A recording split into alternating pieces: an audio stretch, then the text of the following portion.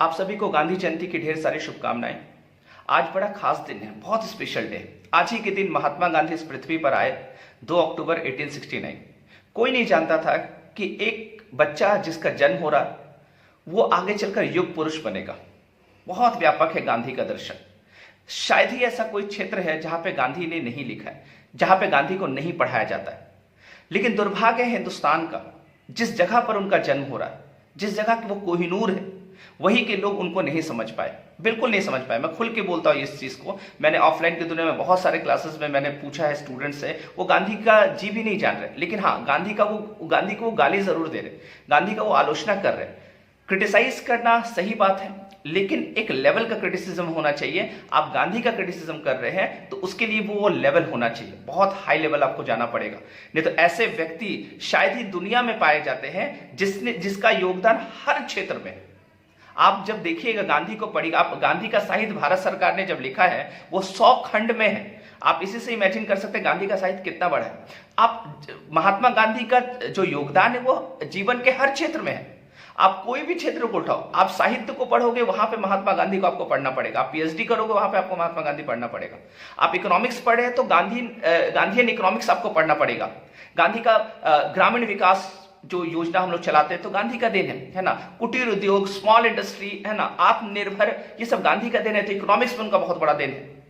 आप गांधी को अगर आप पॉलिटिकल साइंस में पढ़िएगा तो वहां पे थ्योरी ऑफ महात्मा गांधी है ना, थ्योरी ऑफ गांधी वहां पे पढ़ना पड़ता है आपको, है ना। तो पॉलिटिकल साइंस भी बिना गांधी का कंप्लीट नहीं। अगर आप फिलॉसफी पढ़िएगा तो बिना गांधी का फिलॉसफी हो ही नहीं सकता है, तो गांधीयन फिलॉसफी आपको पढ़ना पड़ेगा।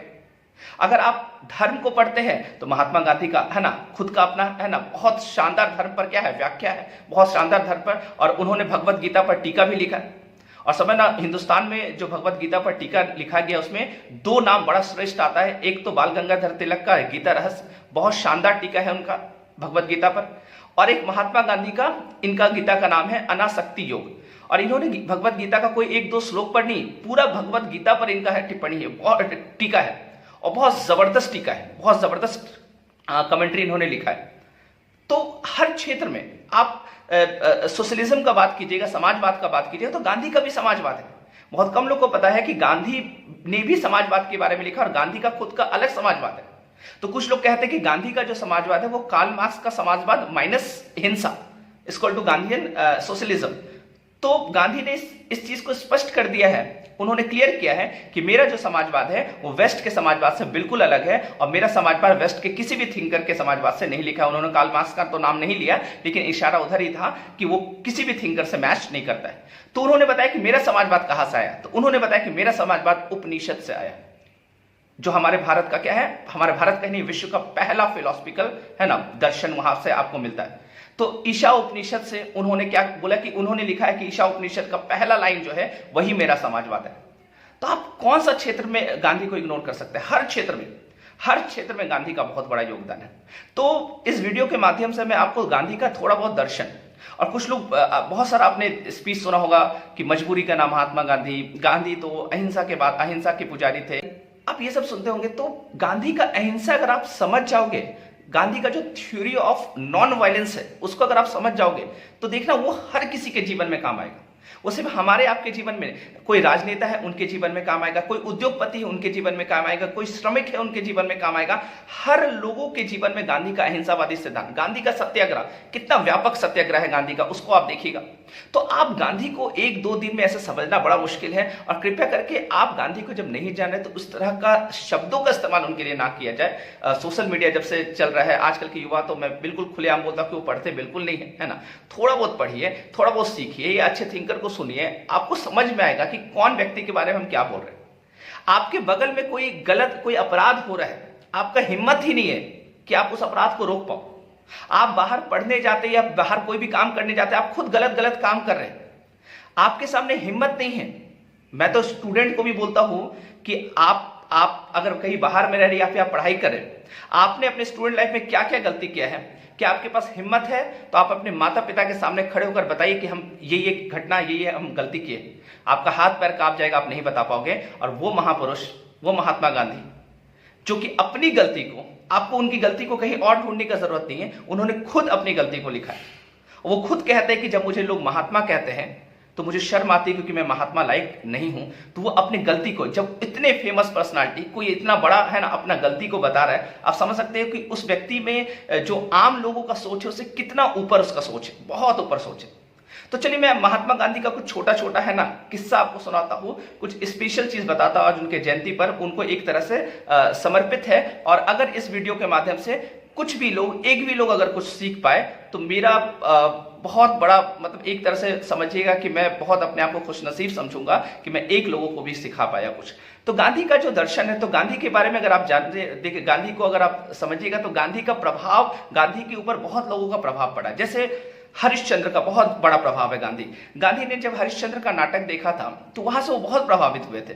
वो उन्होंने देखा कि कोई सत्य के लिए इतना भी अपने आप तक को त्याग सकता है, अपने आप को बेच सकता है, इतना सत्यवादी इंसान है ना कैसे हो सकता है। तो गांधी ने वहां से बहुत कोशिश किया कि अपने जीवन में भी सत्य को क्या करना, उतारना और सत्य के राह पर चलना। तो सत्याग्रह का कॉन्सेप्ट है ना। गांधी श्रवण कुमार के नाटक से बहुत ज्यादा प्रभावित थे कि एक अंधे माता पिता को वो पूरा तीर्थ यात्रा करवा रहा है, उससे बड़ा पूजा, इससे बड़ा त्याग और क्या हो सकता है एक पुत्र के लिए। तो आप समझना गांधी श्रवण कुमार के नाटक और इनसे, इसके अलावा वेस्ट के बहुत सारे थिंकर्स जो थे जिन्होंने गांधी को बहुत प्रभावित किया, जैसे टॉल्स्टॉय थे, इसके अलावा थूरो। अच्छा, थूरो का मैं आपको एक कहानी बताना चाहूंगा। अमेरिका के बहुत महान फिलोसोफर थूरो थे और थूरो ने गांधी को एक लेटर लिखा क्योंकि इन्हीं के कंटेम्परेरी थे, वो इन्हीं के समकालीन थे। और उस लेटर को पढ़कर गांधी ने वहां से भी कुछ चीज सीखा।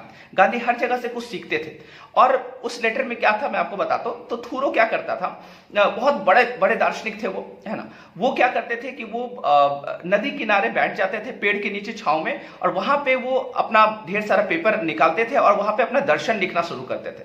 वहां उनको शांति मिलता था, एकांत मिलता था, वहां पे आराम से वो बैठ के दर्शन लिखते थे। एक बार क्या हुआ कि थूरो की शिष्या उधर से गुजर रही थी और थूरो की शिष्या ने देखा कि अरे ये तो मेरे गुरुजी हैं, इतने महान फिलोसोफर जमीन पे घास पे बैठे हुए हैं और जो कागज उनका उड़ नहीं जाए हवा से। तो उन्होंने क्या किया था, नदी किनारे जो मिट्टी का ढेर होता है उसको उठाकर वो लाए और वो अपने कागज को उससे ढकते थे।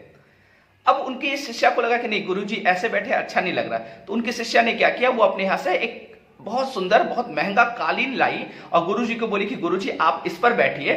और पेपर को ढकने के लिए उन्होंने बॉल लाया और बोला कि इससे आप पेपर को क्या कीजिए, ढकिए और आप इस कालीन पर बैठ के क्या कीजिए, अपना दर्शन लिखिए। थूरो बहुत बड़े दार्शनिक थे, उन्होंने मना नहीं किया, उसका दिल नहीं टूट जाता, इसलिए उन्होंने बोला कि ठीक है मैं इसे रख लेता, मैं इसे स्वीकार कर लेता हूं। तो उसने रख लिया। अब थूरो दिन भर पूरा लिखे, जब शाम हुआ अंधेरा होने लगा, अब थूरो बोले कि अब हम चलते घर। अब उनको लगा कि घर तो मेरा बहुत दूर है, इतना भारी कालीन को उठा के कहाँ ले जाना, फिर कल आना है, फिर डेली आना जाना होगा, तो इतना भारी कालीन को कहाँ लेके जाए, तो किसी को ढूंढते हैं। तो वो कंधे पर अपना कालीन को लिए और चले। तो रास्ते में एक मछुआरे का घर मिला और जैसे वो मछुआरे का घर मिला तो वो मछुआरे के घर गए और वो बोले कि एक काम कीजिए, मेरा ये कालीन है, हम यहीं पे लिखते हैं, कल फिर आएंगे तो कल आप मुझे दे दीजिएगा, आज रात भर के लिए आप इसको रख लीजिए। अब थूरो बोल रहा है, इतना बड़ा फिलोसोफर बोल रहा है, तो मना कैसे करता मछुआरा बोला अरे ये तो मेरा है ना बहुत खुशकिस्मती होगा जो हम आपका ये इसको रखेंगे, बिल्कुल आप बेफिक्र रहिए, हम इसको बहुत संभाल के रखेंगे, इसको कुछ भी नहीं होने देंगे। तो वो उसने क्या किया, वो कालीन को अपने घर में रख लिया और वो जो बॉल था उसको भी वो रख लिया। अगले दिन थूरो आए, अगले दिन जब थूरो आते हैं वहां पे और उसको बोले कि कालीन मेरा दे दीजिए, तो वो मछुआरा बोला कि आपका जो कालीन है एकदम सुरक्षित है, आप देख लीजिए कहीं कुछ भी नहीं हुआ, कुछ नुकसान नहीं हुआ, हम पूरे रात जगे रहे, इस कालीन का हम रक्षा किए, कुछ नहीं होने दी। अब थूरो को यह बात लग गया कि पूरी रात ये जगा रहा एक कालीन की वजह से, जो कि बिना कालीन का भी मेरा काम चल रहा था। तो बोले कि क्यों तुम पूरा रात जगा रहा? तो बोले कि इसलिए जगे रहे क्योंकि मेरे घर में चूहा बहुत घूमता है और मुझे डर था कि चूहा अगर इधर आए और आपका कालीन को काट देगा तो इतना महंगा कालीन है तो वो बर्बाद हो जाएगा, इसलिए मैं पूरा रात जगकर इसको देखता रहा, कोई चूहा को मैं आने नहीं दिया यहां। थूरो को अब यहां पे अफसोस ये लगा कि एक ऐसी चीज की वजह से जिसकी मुझे जरूरत भी नहीं है, उसकी वजह से क्या हुआ, दुख हुआ। और ये मछुआरा जो है ये पूरी रात नहीं सो पाया, इसका नींद हराम हुआ मेरी वजह से। तो ऐसा जिस चीज की मुझे आवश्यकता नहीं है उस चीज को मैं रखूंगा नहीं। इसलिए थूरो वहां पे कहता है कि जरूरत से ज्यादा अगर आप कोई चीज को रखते हैं जिसकी नीड नहीं है आपको, उसको अगर आप अपने पास रखते हैं तो वो दुख का कारण बनता है, वो आपको सिर्फ और सिर्फ दुख ही देगा। उन्होंने क्या बोला कि कालीन को उन्होंने लिया और वो अपने शिष्य को वापस कर दिए और वो जो बॉल था उसको वो नदी में क्या किए, फेंक दिए।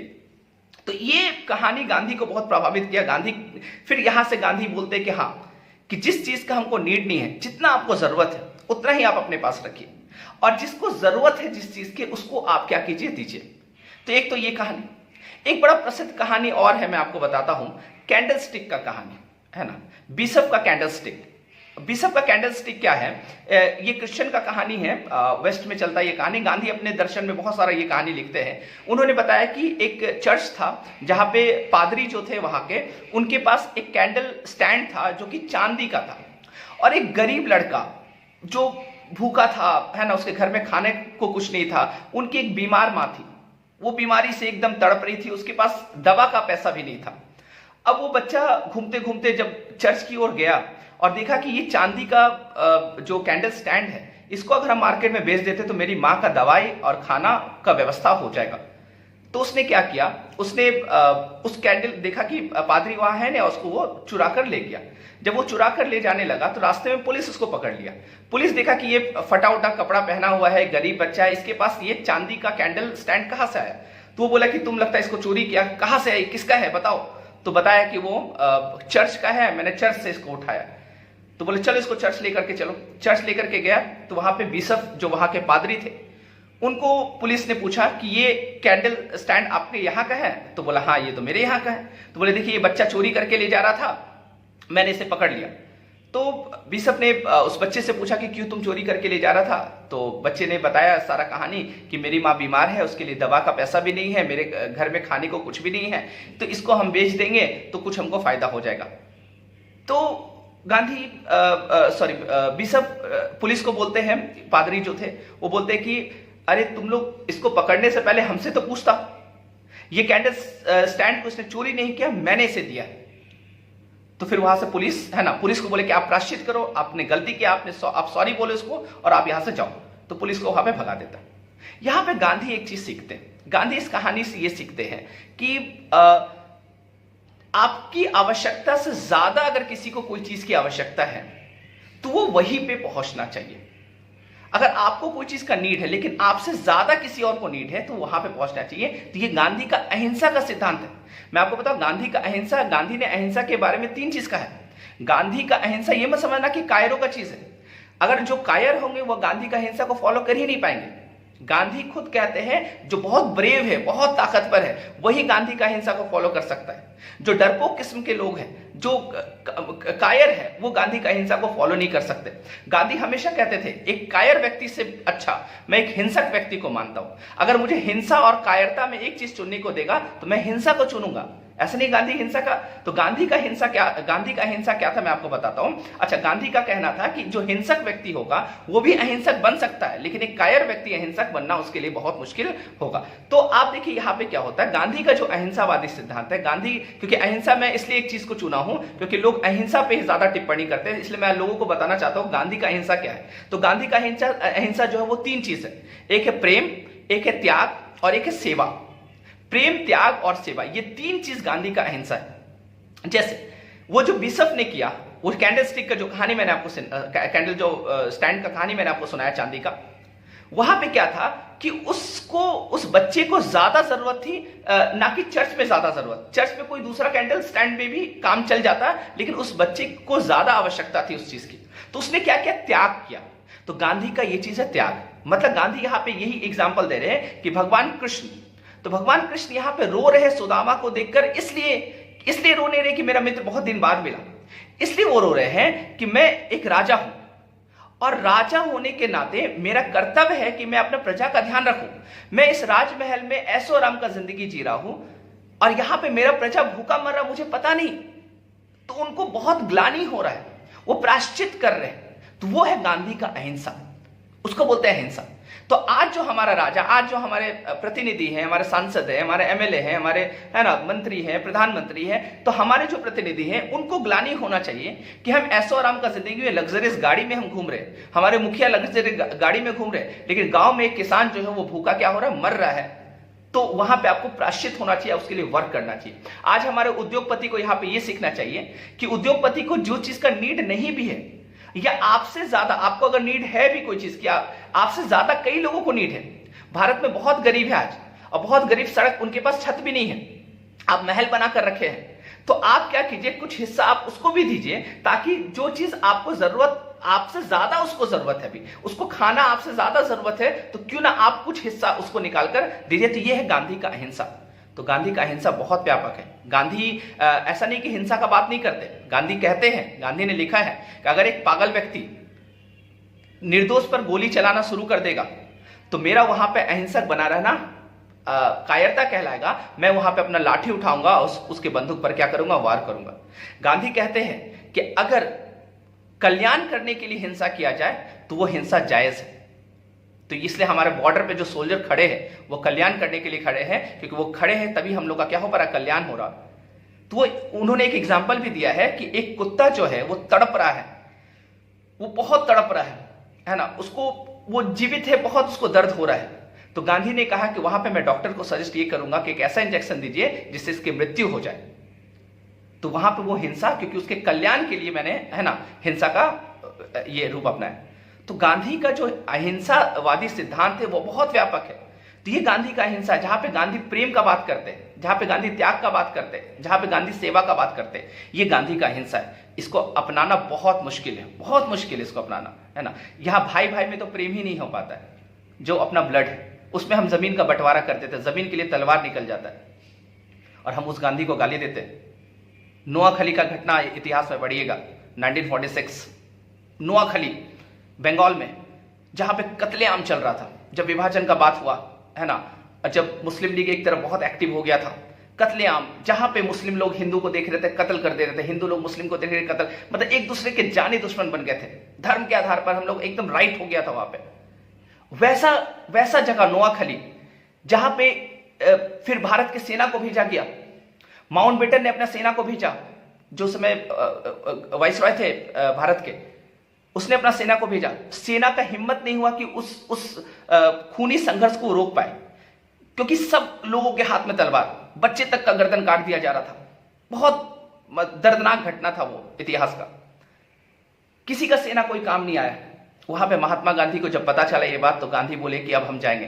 नेहरू, पटेल, सारे लोग गांधी को रोके कि आप बहुत बूढ़े हो चुके हैं, आप मत जाइए, वहां बहुत खतरा है, कोई भी आप पर तलवार चला सकता है, कोई भी आपका गर्दन काट सकता है। तो गांधी बोले कि ऐसा जीवित रहने से अच्छा मर जाना, लेकिन हम अपने भारतवासियों को, अपने भाइयों में ये कत्लेआम देखना पसंद नहीं करेंगे। गांधी वहां जाते नोआखली के गली में, और गांधी वहां पे क्या करते हैं, जब गांधी वहां पे पहुंचते हैं तो किसी का हिम्मत नहीं होता, ना ही हिंदू का ना ही मुसलमान का, कि एक तलवार गांधी के ऊपर चलाया जाए, और गांधी उस व्यापक दंगा को रोक देते तुरंत। इसलिए माउंटबेटन ने एक उपाधि दिया था गांधी को कि वन मैन बाउंड्री फोर्स, कि जो पूरा फोर्स नहीं कर पाया वो एक व्यक्ति, अकेला व्यक्ति गांधी कर दी। ये है गांधी। तो गांधी का दर्शन, है ना, गांधी का अगर आप धर्म पढ़िएगा, व्यापक धर्म, गांधी का बहुत सारा किस्सा है, बहुत, जो अंत ना होने वाला किस्सा, बहुत किस्सा है। एक एंड्रूज नाम के एक व्यक्ति, वेस्ट से भेजा गया उनको कि गांधी को क्रिश्चियन बना दो, उनका धर्म परिवर्तन कर दो। अगर गांधी ने धर्म परिवर्तन कर दिया तो समझ लेना कि पूरा हिंदुस्तान में हम लोग क्या करेंगे, क्रिश्चियनिटी का परचम लहरा देंगे, और पूरा वो जो हिंदुस्तान है वो हो जाएगा लैंड ऑफ क्राइस्ट। तो एंड्रूज आता है और गांधी को वहां पे वो धर्म परिवर्तन करने के, तो क्योंकि देखो गांधी का क्या माना था, गांधी का जो धर्म है, तो गांधी ने धर्म को दो रूप में बांटा है। गांधी ने बोला है कि धर्म का एक शरीर होता है, एक आत्मा होता है। तो धर्म का जो मेन चीज है वो है उसका आत्मा, ना कि शरीर। हम लोग शरीर पर ज्यादा फोकस करते हैं, आत्मा पर फोकस नहीं करते। शरीर उन्होंने क्या बताया, शरीर उन्होंने बताया कि मंदिर, मस्जिद, गुरुद्वारा, चर्च, ये उनका शरीर है। चादर चढ़ाना, प्रसाद चढ़ाना, ये उसका क्या है, शरीर है। नमाज पढ़ना, है ना, आरती करना, ये इसका क्या है, शरीर है। आत्मा क्या है, तो आत्मा क्या है, तो अपने आप दूसरे को दुख को महसूस करो, है ना, दूसरा का कल्याण करो, कोई संकट में है उसका हेल्प करो, ये है धर्म का आत्मा, रियलिटी। अगर आप पूजा करने जा रहे हो, आपके हाथ में पूजा का थाली है और आपके सामने कोई बुजुर्ग अगर गिर जाता है, वो उठ नहीं पा रहा है, तो आप उस पूजा के थाली को जमीन पर रखकर पहला आपका कर्तव्य है क्या, आप उस बुजुर्ग को क्या कीजिए, उठाइए। तो ये है गांधी का धर्म। तो गांधी मानते हैं कि गांधी मंदिर, मस्जिद, गुरुद्वारा इस सब पे यकीन नहीं करते थे। गांधी का मानना था ये तो दीवार खड़ा करता है, ये तो दूरी पैदा करता है, एक दूसरे में, है ना, एक दूसरे में अलगाव बात करता है। ये इसलिए गांधी सेक्ट को नहीं मानते थे, किसी संप्रदाय को नहीं मानते थे। तो गांधी का कहना था कि कोई मंदिर, मस्जिद, है ना, जो दीवार खड़ा कर देता वो कोई धर्म हो ही नहीं सकता। तो इसलिए एंड्रूज आया यहां पे और बोला कि गांधी आप तो ऐसा मानते हैं कि सब धर्म अच्छा है, सब धर्म एक ही है। अच्छा, गांधी ये बोलते थे जितना रिलीजन है सब में कुछ ना कुछ अच्छाई है, और सब में कुछ ना कुछ बुराई भी है, दोनों चीज वो मानते थे, है ना। तो इसलिए जो अच्छा चीज उसको आप ले लियो, क्योंकि गांधी कहते थे, गांधी का जो दर्शन है आप देखिएगा ईश्वर को लेकर के, गांधी ने स्टार्टिंग में कहा था कि ईश्वर, गांधी से पूछा गया तब आपके हिसाब से ईश्वर कौन है, तो गांधी ने कहा कि ईश्वर ही सत्य है। ईश्वर जो है वो क्या है, ईश्वर सत्य है। आगे चलकर गांधी को महसूस हुआ कि नहीं, ईश्वर सत्य है बोलने से गड़बड़ हो जाएगा, कि जो नास्तिक है वो ईश्वर को नहीं मान रहा है ना, तो वो, है ना, तो कुछ लोग बोले कि नहीं, तो ईश्वर, हम तो राम को ईश्वर मानते हैं, कुछ बोले कि नहीं हम अल्लाह को मानते हैं, कोई गॉड को मानते हैं। चाइना में जाओ तो वो बोलेंगे ताऊ को मानते हैं, है ना, तो अलग अलग नाम ईश्वर का लोग देते हैं। तो गांधी ने बोला कि नहीं, ईश्वर सत्य नहीं है, सत्य ही ईश्वर है। तो गांधी का फिलॉसफी बड़ा शानदार है, वो कहते हैं कि सत्य ही ईश्वर है। अब देखिए, जो सत्य ही ईश्वर है, कितना चालाकी से इन्होंने ये बात बोला कि जो नास्तिक व्यक्ति है वो भी इसको इग्नोर नहीं कर सकते, वो भी सत्य को मान रहा है। नास्तिक तो सत्य को मान रहा है, तो मतलब तुम ईश्वर को मान रहा है। अब कोई एक नाम नहीं रह जाएगा, है ना, अब कोई एक नाम, अब राम, अल्लाह, खुदा, है ना, कोई एक नाम नहीं रहेगा, जो भी सत्य है वो ईश्वर है। और ईश्वर कहीं और निवास नहीं करते। टॉल्स्टॉय से उन्होंने सीखा था कि ईश्वर आपके दिल में निवास करते हैं, आपके हृदय में निवास करते हैं, आपके अंदर है। आप अपने अंदर के ईश्वर को जानने की कोशिश करो। आप मंदिर मस्जिद में ईश्वर को ढूंढ रहे हैं, आपके अंदर ही ईश्वर वास करते हैं, उसको आप जानने की कोशिश करो। तो इसी क्रम में ये एंड्रूज आया और एंड्रूज बोला कि अच्छा, तो आप एक काम कीजिए, आप ईसाई धर्म में आ जाइए, आपके लिए तो सब धर्म बराबर है। तो गांधी बोले कि ठीक है, आ जाएंगे, चलना मेरा आश्रम आना, आप बताना क्या क्या करना है, मैं आ जाऊंगा। तो पूरा एंड्रूज खुश, बोले कि चलो, गांधी मान गए, अब तो पूरा हिंदुस्तान को हम लैंड ऑफ क्राइस्ट बना देंगे। गांधी एक बार आएंगे, गांधी के बहुत फॉलोवर है, सब क्रिश्चियन में क्या होंगे, क्रिश्चियनिटी में कन्वर्ट हो जाएंगे। तो सारे पादरी लोग और एंड्रूज सब लोग आए वहां पे गांधी का आश्रम। गांधी का जब कमरा वो घुसते हैं तो गांधी के कमरे में वो देखते हैं कि एक तरफ राम भगवान का ये लगा हुआ है, पोस्टर लगा हुआ है ना, भगवान कृष्ण का वहां पे मूर्ति रखा हुआ है। तो बहुत सारा वो उन्होंने देखा, फोटो भगवान शिव का है। फिर एक जगह वो देखते हैं कि चर्च का भी फोटो लगा हुआ है। एक जगह देखते हैं कि चांद तारा का, है ना, फोटो वहां पे भी लगा है ना। तो वो कंफ्यूज हो जाता है, देखिए कि ये है कौन, ये जितना धर्म है यहाँ पे सारा लोग का सिंबल कुछ ना कुछ घर में कमरा में लगा के रखा है। तो फिर गांधी से बात होता, बोलता कि एक काम कीजिए गांधी जी, आप क्या कीजिए, आप चलिए धर्म परिवर्तन आपका करते हैं। तो गांधी बोले ठीक है, क्या क्या करना होगा बताइए। तो फिर सारा विधि विधान बताया कि आपको क्रिश्चियन में आने के लिए ये करना होगा। तो गांधी जी बोले कि ठीक है, मैं एक सवाल आपके सामने रखता हूं, आप अगर उसका जवाब दे दीजिएगा तो फिर मैं कन्वर्ट हो जाऊंगा। तो बोले बताइए क्या है। बोले सवाल मेरा ये है कि ये जो आप मेरे कमरे में देख रहे हैं, इन सारे लोगों से मैं कुछ ना कुछ सीखता हूँ। इस्लाम से मैं कुछ सीखता हूँ, क्रिश्चियनिटी सीखता हूँ, हिंदुज्म से सीखता हूँ, है ना, हर धर्म से, जैन से, बौद्ध से, सबसे सीखता हूँ। क्या मैं जब क्रिश्चियन बनूंगा, क्या मुझे इजाजत दिया जाएगा इन सब का पूजा करने का, इन सबको, है ना, सबका प्रार्थना करने का। अब वहां पे एंड्रूज का मुंह बंद हो गया। बोला कि आज तक हम लोग कैथोलिक, है ना, क्रिश्चियन है, कैथोलिक का मतलब ही होता है जिसका विशाल हृदय हो, लेकिन हम भी आपके सवाल का जवाब नहीं दे सकते। एक कहानी और मिलता है कि एक बार एक पादरी आया और गांधी उसमें चरखा चला रहे थे, तो गांधी को वो पूरा गाली देने लगा। गांधी हर दिन आधा घंटा चरखा, है ना, काटते थे, वो चलाते थे। तो वो सूता काटते थे, धागा, है ना, तो उसके बाद वो चरखा चला ही रहे, उसका कोई असर नहीं हो रहा। तो उसको लगा कि गांधी सुनते शायद कम है, तो लिख के वो गाली देना शुरू किया। पूरा लिख के वो भर के गाली दे रहा था। तो गांधी क्या कर रहे थे, वो जो कागज दे रहा था उससे पिन को निकाल दे रहे, सेफ्टी पिन जो था उसको निकाल दे रहे थे और वो जमा करके रख दे रहे थे और कागज को वहीं पे छोड़ दे रहे थे। तो पूरा जब उनका आधा घंटा हो गया, चरखा चला दिया, तो फिर वो पादरी बोला कि तुमको शर्म नहीं आता है, इतना हम गाली दे रहे तब से, तुम तब से मेरा सुन रहा है ना, बहरा है क्या, ये दिख नहीं रहा, हम तुमको लिख के दिए, तुम अंधा है क्या, तुमको दिख नहीं रहा।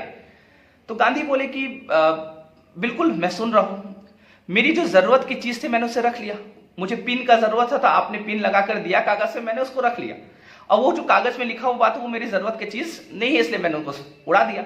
तो मुझे जो जरूरत की चीज रहती है उसको मैं रख लेता हूं, जो जरूरत की चीज नहीं रहती उसको उड़ा देता हूं। उस व्यक्ति ने कहा, गांधी का ये बात सुनकर इतना प्रभावित हुआ, उस पादरी ने लिखा है, बताया है कि मैं तो ईसाई हूं, तो जीसस क्राइस्ट से ऊपर किसी को मानता नहीं हूं, लेकिन जीसस क्राइस्ट के बाद अगर इतना टॉलरेंस किसी व्यक्ति में है वो आप है। तो उन्होंने गांधी को जीसस क्राइस्ट के बाद दूसरा नंबर का व्यक्ति बताया जिसमें इतना सहिष्णुता का भाव है। तो ये गांधी है। तो गांधी का दर्शन, गांधी का विचार, गांधी का बहुत कुछ है जिसको अगर हम और आप अच्छे तरीके से पढ़ें तो अपने जीवन में अगर इंप्लीमेंट करें तो इस धरती को ही स्वर्ग बनाया जा सकता है। तो यही वजह है कि आइंस्टीन जैसा महान वैज्ञानिक कहता है कि मैं तो गांधी को जान रहा हूं, लेकिन भविष्य में शायद ही गांधी को जब लोग पढ़ेंगे, शायद ही लोग ऐसा यकीन कर पाएंगे कि हार्ड मान से बना कोई व्यक्ति ऐसा भी हो सकता है जिसमें इतना टॉलरेंस लेवल, जो इतना सत्य के रास्ते पर। गांधी का कथनी और करनी में अंतर नहीं होता था, वो जो कहते थे उसको अपने जीवन में इंप्लीमेंट करते थे। ये खास बात था गांधी। तो उनमें इंटीग्रिटी, जो सत्यनिष्ठा होता, बहुत व्यापक था, है ना। यह वजह था जब गांधी की मृत्यु होती, जब उनकी हत्या हो जाती, वो मरते हैं, तो पूरे दुनिया में हर कंट्री ने अपना झंडा को क्या किया था, झुकाया था। तो सोचिए कितना गर्व की बात है हम हिंदुस्तानी के उस जमाने में, जब हम लोग नया नया आजाद हो रहे, गांधी के मरने के बाद, है ना, उनके सम्मान में झंडा को झुकाना। मंडेला के आदर्श थे महात्मा गांधी, तो ये थे महात्मा गांधी। तो महात्मा गांधी पे बहुत सारा चीज़ है, मैं बहुत सारा वीडियो आपको धीरे धीरे बना के लाऊंगा। तो आज गांधी जयंती था, इसलिए मुझे लगा कि गांधी पे, है ना, कुछ बात करना चाहिए। और गांधी जयंती के साथ साथ, है ना, आज लाल बहादुर शास्त्री की भी जयंती है। जय जवान जय किसान का उन्होंने नारा दिया था, है ना। बहुत कम कार्यकाल उनका रहा था, लेकिन बहुत शानदार कार्यकाल रहा था। तो चलिए आज के लिए इतना ही, धन्यवाद।